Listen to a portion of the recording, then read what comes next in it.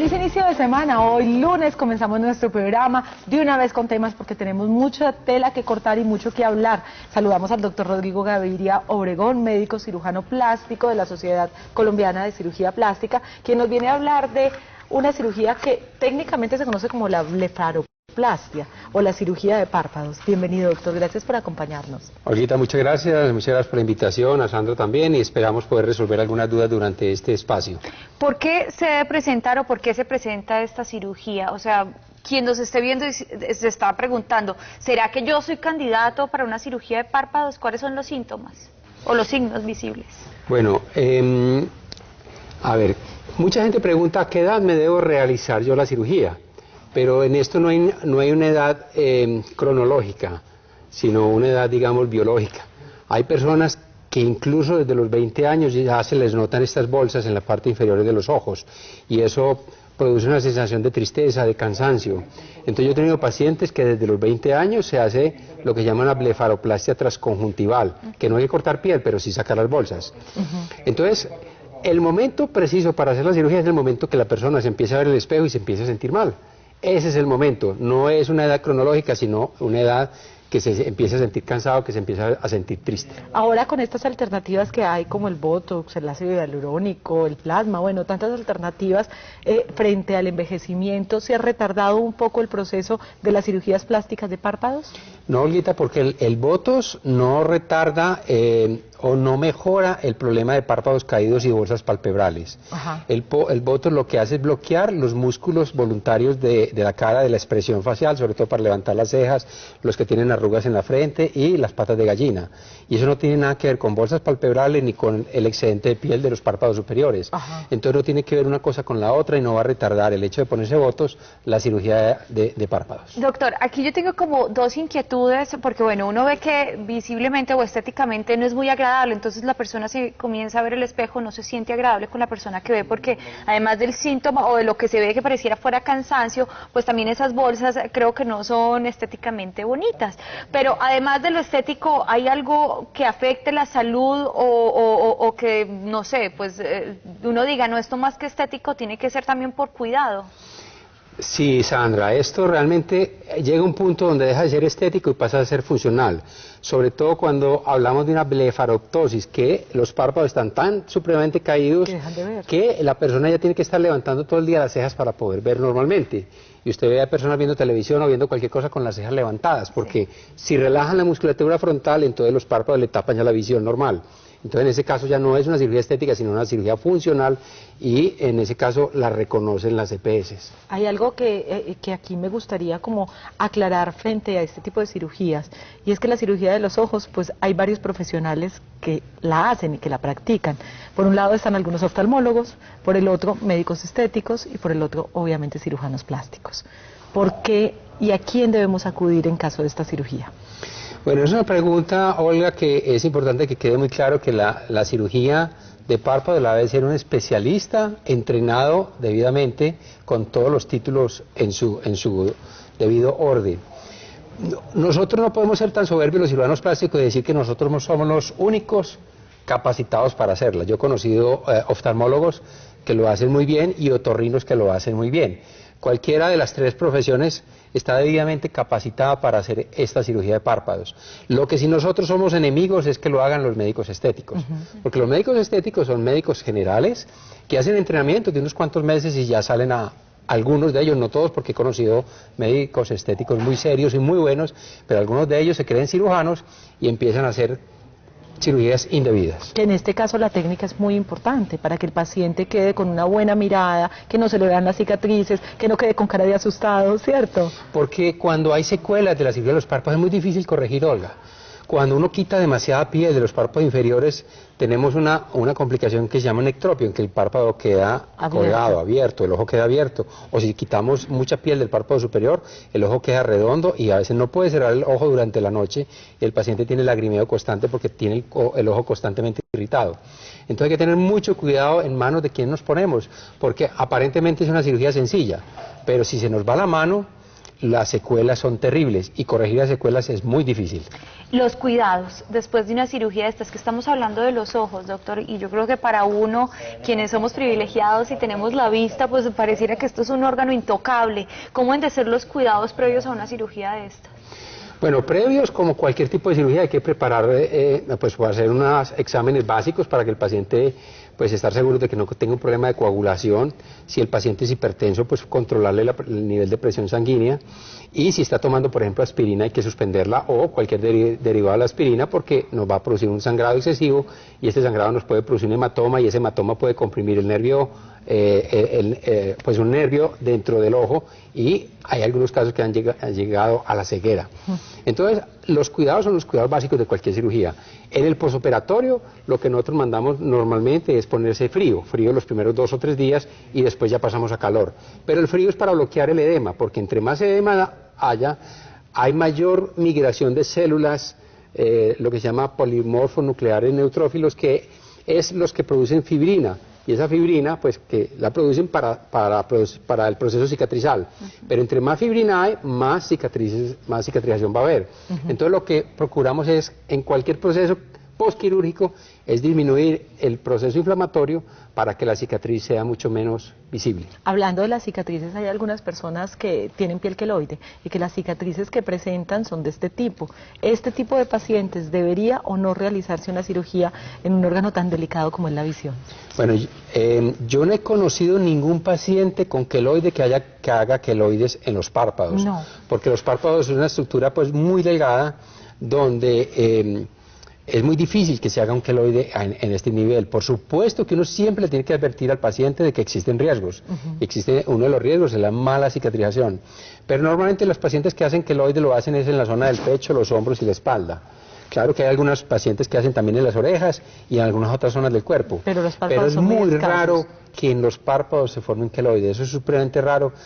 Y la cicatriz casi siempre queda imperceptible después de la cirugía de los párpados. Ay, doctor, yo me quiero volver atrás, muy atrás, y estamos aprovechando, estamos viendo unas imágenes del antes y el después, y esto, sí, por supuesto, se me viene a la cabeza, y mi pregunta es, ¿quiénes son propensos a obtener estas bolsas, ya sea en la parte inferior y el párpado que es la parte superior? O sea, ¿cualquiera? ¿Eso es genético? ¿Qué pasa con eso?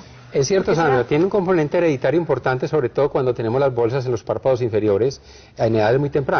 Tiene un componente genético hereditario. Pero también hay otros factores, por ejemplo, el estrés. Las personas que viven muy estresadas se arrugan más rápido, se les cae todo más rápido, porque el hecho de que... Ya vieron, muchachos, por eso es que yo trato de nunca estresar. Se les cae todo más rápido también. Sí, porque estas bolsas son, realmente todos tenemos las bolsas, tenemos esas que son unos cojinetes de grasa que tenemos en la parte inferior del ojo. Que cuando no dormimos bien, al otro día son visibles. Entonces lo que hace es una herniación, los tejidos se debilitan y esas bolsas ya no pasan de la parte inferior del ojo a la parte exterior, y es donde se empiezan a notar esas bolsas palpebrales. Al ser grasa, esa grasa la podríamos extraer y aplicar en otras partes del rostro. Perfectamente se puede aplicar en otras partes. Los nasogenianos podrían ser candidatos perfectos para relleno con nuestra propia grasa entonces. Y de hecho te digo que yo lo único que utilizo son la grasa del mismo paciente, yo no utilizo ningún otro tipo de material de relleno, aunque hay unos materiales muy seguros, pero yo personalmente prefiero los materiales del propio paciente. Viendo estas imágenes, Olguis, qué pena, veo que una persona que se realiza este tipo de cirugía es como si le estuvieran quitando prácticamente 10 años de encima.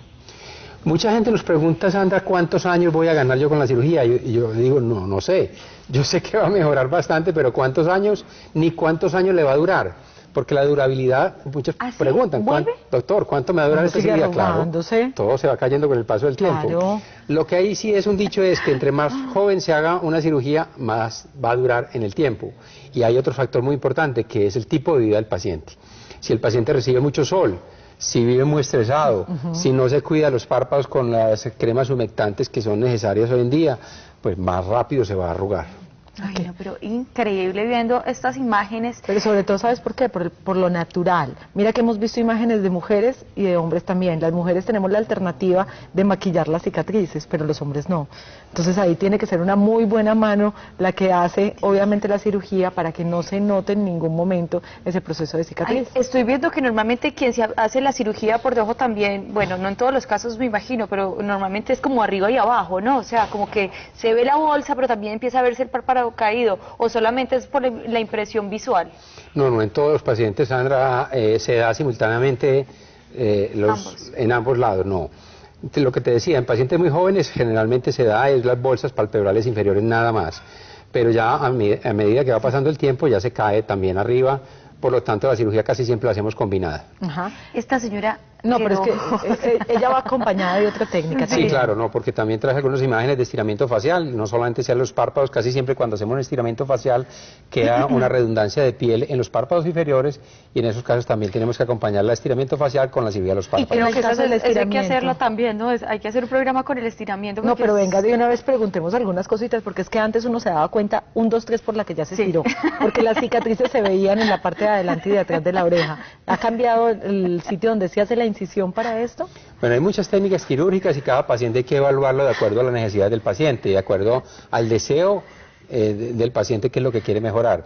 Pero sí, realmente las técnicas han mejorado, ya las cicatrices tratamos de que no sean tan grandes como anteriormente y tratamos de ocultarlas lo máximo posible para que queden imperceptibles. ¿Se recorta piel? Sí, claro, hay que recortar piel, hay que recortar músculos, o no siempre recortar los músculos, pero lo más importante no es tensar la piel, sino tensar la musculatura. Ajá. Y eso es lo que le va a dar la durabilidad a la cirugía y los resultados Por eso las naturales. incisiones son más pequeñas, se hace la pequeña incisión, se estira desde el músculo y ahí se hace entonces la sutura. ¿Cómo grapa. No, funciona? pero también hay que recortar piel, porque cuando sobra piel... Ah, sí, ni modo de hay hacerse que un moñito recortarla. atrás. Lo que sí se está haciendo mucho es la cirugía combinada, es recortar piel en menos cantidades y posteriormente con la ayuda de un dermatólogo o con alguien que maneje bien el láser se pueden hacer tratamientos complementarios para mejorar pequeñas arruguitas y mejorar la textura de la piel. ¿Qué hay para el cuello?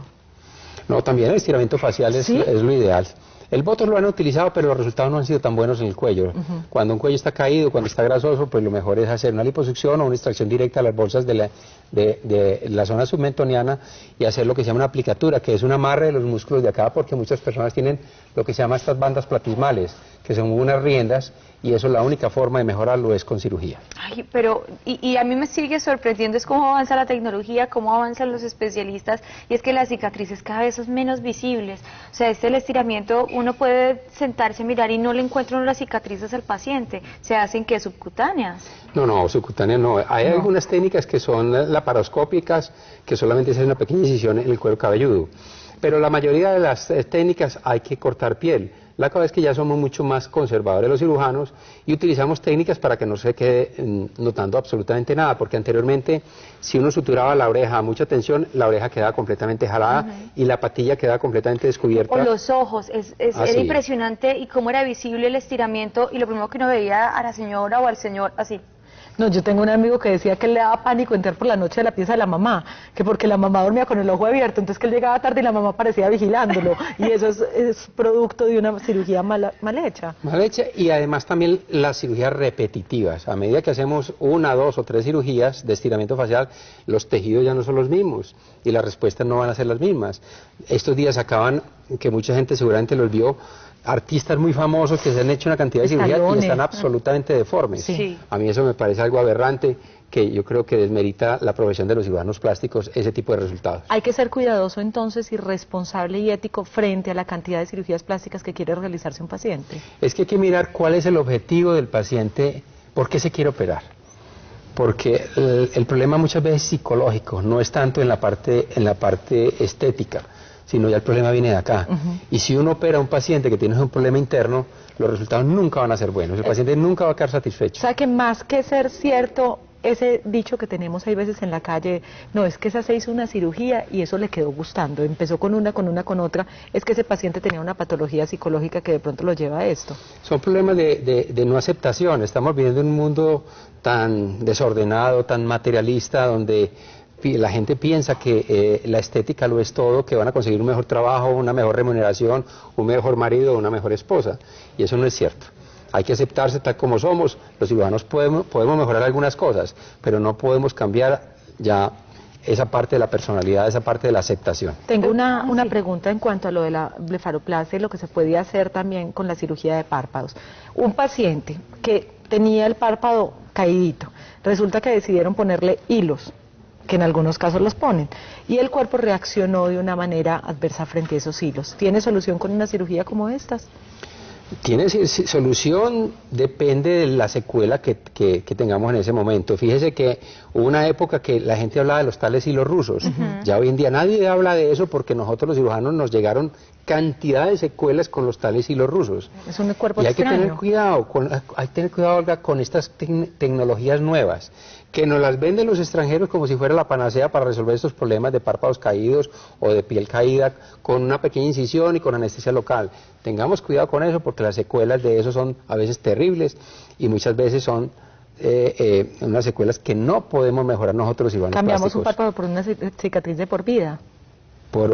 No solamente cicatriz, sino con problemas visuales que el paciente puede perder un ojo. Ay, increíble, o sea, mejor dicho, yo creo que este tema siempre debe estar acompañado de un especialista, de una clínica que respalde este procedimiento y yo creo que todos los cuidados, porque estamos hablando pues de nuestros ojos y en este caso de nuestra salud. Yo quiero aprovechar porque ya que estamos hablando de varias cirugías que uno se puede realizar en el rostro, ¿es recomendable hacerse todas en la misma intervención o hacer paso a paso? Bueno, depende de la cirugía. Yo no soy enemigo de los cambios extremos. Como unos programas ahora que hace unos años que estuvieron de moda el cambio extremo donde le hacían al paciente cirugías de 8, 10 o 12 horas y le cambiaban de los pies a la cabeza. Yo soy enemigo de eso. Por supuesto que si vamos a abordar una cara podemos hacer varias cosas en la cara. Una de las pacientes que veíamos ahora se le hizo pues implante de mentón, nariz y estiramiento facial, y además los párpados. Ajá. Pero todo eso se puede hacer porque es que el mismo campo quirúrgico y es un campo donde o es una cirugía donde no se pierde sangre, el paciente no se descompensa y los niveles de anestesia que se manejan son muy bajos porque normalmente uno infiltra con anestesia local, entonces el paciente la analgesia la hace el anestésico local. Y el anestesiólogo lo único que nos mantiene es la paciente dormida de manera muy superficial. Entonces podemos en esos casos estar 6 o 8 horas en cirugía sin alterar mucho la fisiología del paciente o el metabolismo del paciente. Pero ya empezar a hacer cara, mamas, abdomen, lipos y eso yo no estoy de acuerdo. Hay gente que lo hace, pero personalmente a mí me parece que es correr un riesgo innecesario. Además, entre otras cosas, y volviendo a lo que es la ética, pues como del profesional médico en este caso, hay que preparar al paciente también para lo que se viene, porque si se hace un cambio muy grande, puede que no se reconozca y no sepa bien quién es al espejo y puede traer un trastorno de personalidad que también es importante. Sabes que a mí me ha pasado pocas veces, gracias a Dios, porque pues trato de seleccionar muy bien a mis pacientes. Desafortunadamente a veces se nos filtran algunos que no deberíamos haber operado. Pero me ha pasado pacientes, por ejemplo, que le he puesto algún implante o alguna cosa y apenas se ven en el espejo se enloquecen, pues tienen un problema de trastorno psicológico muy terrible, donde hay que revertir la cirugía, quitarle los implantes o tratar de dejarlo como estaba, porque no se aceptan. Y el problema no era de la parte estética, era un problema interno que no supimos detectar. ¿Qué tan bueno es para esto los programas de computador que te muestren las proyecciones del paciente? Peligrosísimos. Son peligrosos, Olga. Yo dejé de utilizarlos. Al principio, los primeros programas que hicimos, yo mostraba en el computador cómo podíamos cambiar la cara, podíamos cambiar el cuerpo, cómo se nos diera pues como jugando quisiéramos. Pues con el mouse, pero eso no es así. Exactamente, y eso es muy peligroso porque es que el paciente se forma una falsa expectativa de cómo va a quedar. Yo una nariz la puedo dejar absolutamente perfecta, pero uno tiene que jugar con una serie de factores, que es el proceso cicatrizal, los cuidados, son muchas cosas que pueden pasar. Y que si el paciente no queda como le mostramos en el computador, después vienen los problemas jurídicos hacia el cirujano. Sí, eso es un tema bastante complicado. Yo estaba viendo mientras Olguita le preguntaba al doctor, yo veía el maquillaje, y es que para las mujeres obviamente el maquillaje hace parte de nuestra rutina diaria. Una persona que se intervenga, una mujer que se intervenga, ¿al cuánto tiempo puede maquillarse y cómo es el tema de la pestañina y demás después de haberse realizado la cirugía? Depende del tipo de cirugía, pero en este caso que estamos hablando de cirugía de los párpados, normalmente el proceso cicatrizal dura unos 2 meses, pues dura más, pero los primeros 2 meses son donde más cambios va a haber. Claro que hay casos de que el paciente a los 15 días, si es una paciente que no tuvo prácticamente nada de hematoma, que no se le puso la piel azul, pues una piel con lo que nosotros llamamos equimos y morados. Si no tuvo ninguno de esos problemas, a los 15-20 días perfectamente se puede poner una base para disimular el pequeño edema, los pequeños hematomas que aún puedan permanecer. Cuidados con el sol. Eso sí, yo siempre soy muy enfático en eso, que mínimo 2 meses deben evitar el sol, mínimo, ojalá fuese más tiempo. Porque el sol, cuando tenemos un morado, Lo que pasa es que si recibimos sol, ese morado se va a pigmentar. Las células que hay ahí, las células sanguíneas, se pigmentan y nos va a quedar una mancha oscura. Ajá. Y eso es muy difícil después de poderlo Además, las solventar. cicatrices también sufren con el sol, ¿o no? Las cicatrices se pigmentan y quedan oscuras. También. Sí. O sea, mínimo 2 meses. Ojalá que Mínimo, más. y ojalá fueran 6 meses que es donde dura ese proceso cicatrizal. Ojalá. Ay, mejor dicho, hay que tener varios cuidados, pero ninguno de alarma desde que todo, digamos, evolucione como es, se hagan los exámenes antes correspondientes de la cirugía, que es muy importante. Y yo creo que aquí, enfatizar el tema de siempre buscar un especialista idóneo, un lugar donde hagan la intervención idónea y saber que la salud de uno no tiene que por qué correr riesgos, a menos de que pase, porque igual ustedes no pueden ser Dios y no pueden manejar todo, digamos, en el momento de la cirugía, pero si todo transcurre con tranquilidad, pues uno puede estar tranquilo con la cirugía que se esté practicando. Y es una cirugía que no es dolorosa, normalmente la hacemos con anestesia local y una sedación. Hay algunos pacientes que sí requieren anestesia general porque son muy nerviosos, pero como no duele, es un paciente que al segundo día ya se puede reincorporar a sus actividades laborales con un poquitico de cuidado, llevando sus gafas oscuras y pues tampoco excederse en actividades físicas. Pero es una cirugía muy aceptada por los pacientes hoy en día porque es una cirugía que tarda unas 2 horas aproximadamente.